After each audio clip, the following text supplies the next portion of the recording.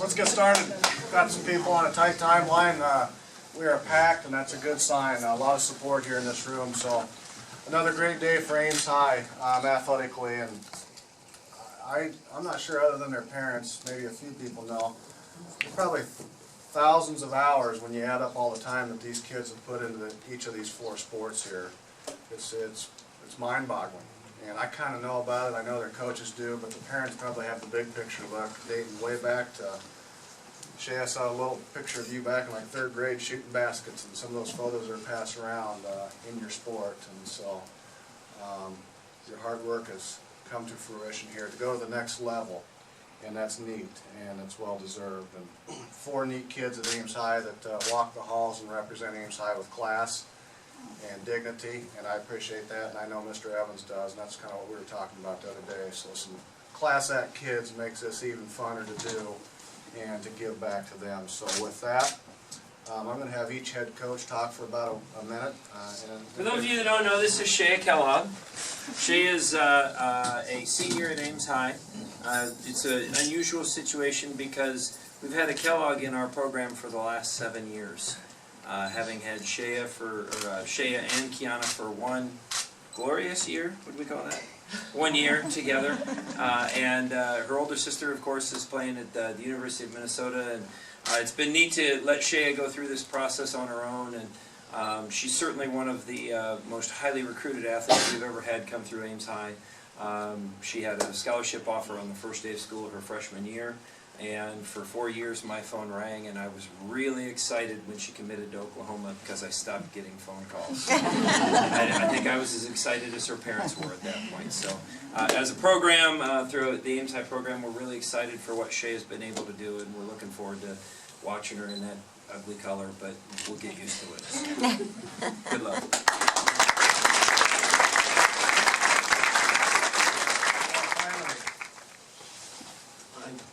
Everyone knows who Taylor is, right? But I've known Taylor since she was 5. Is that right? She started swimming for me when she was about 5 years old. Kind of knew she had signs of greatness back then. She loved to compete, didn't like to lose. I think if anyone's been a teammate with her, they would agree that she works extremely hard, has that inner desire to be better at everything she does in the sport of swimming. Really excited. She's going to Iowa.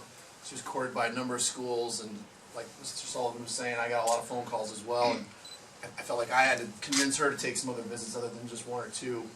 I gotta admit, it's odd seeing her dad in black and gold, but it's a great new pool in the Big Ten Conference. She's our 3rd Ames High grad that's going to go on to the University of Iowa. I'm really happy for her. And just the other night we had our banquet, and it's hard to put kind of a label on a student athlete. And in Taylor's case, she had 16 total opportunities to swim at the state swimming. She qualified in all 16 of them, and 13 of those 16 were in the top 3. 7 of those were state titles. Her lowest finish was a 5th place finish. Unfortunately, that came this year, but she set a school record in the process. So nothing but sheer talent on her level, and probably one of the most, if not the most decorated swimmer to come out of Ames High as a female. So we're really happy for her. She just carries a lot of poise and composure around the deck, and it's really going to be missed next year with our girls, and we wish you well as a Hawkeye. Congratulations on deciding where you're actually going to go. You've been looking at a few different places, and the offers have continued to come in and come this way. Dustin really didn't start playing too much golf till his freshman year, so to where he has gotten as a senior in 4 years goes to show you how hard he has worked on his game throughout the off season, both winter and the off season of our golf season, which is the summer.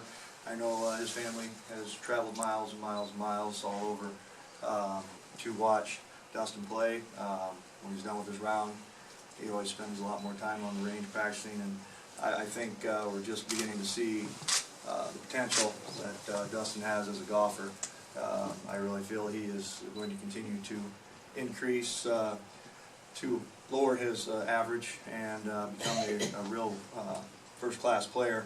I think Northern Iowa was very lucky to have someone like Dustin, Lamp of Knowledge winner this year, district medalist, won a 4-hole playoff against a competitor that was has had a real good 3-year stint in high school golf, and then state tournament at TCI this year. After the first day, he came back and was runner-up medalist, which is the highest finish we've had on the boys team for quite some years.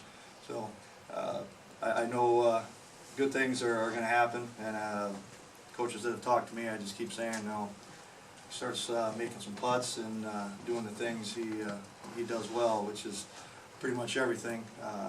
There's going to be a lot more press and a lot more paper, and hopefully someday, I don't know, one of you guys in here, a lot younger than me, he asked you to caddy for him on a tournament that matters a little bit more than the college field. But best of luck to Dustin, his family, congratulations, and I know you'll have a great 4 years there. So good luck.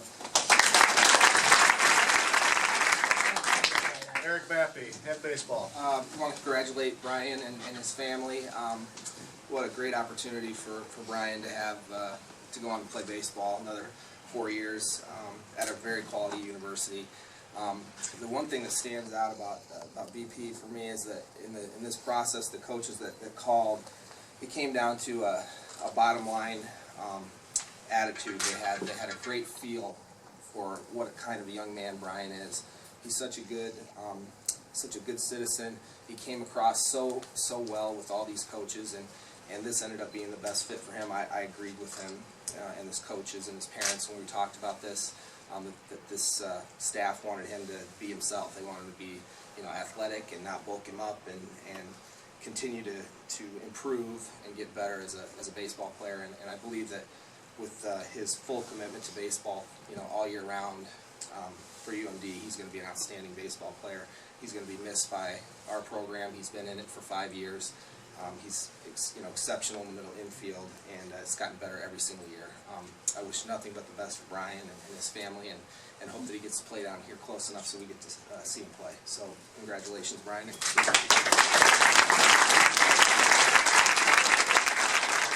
now we get to sign something, and we're all going to do that. Shaya and Taylor asked if they could sing the school fight song before, and I said no. They've been so nervous about having to talk, and I said I'll take the pressure off you.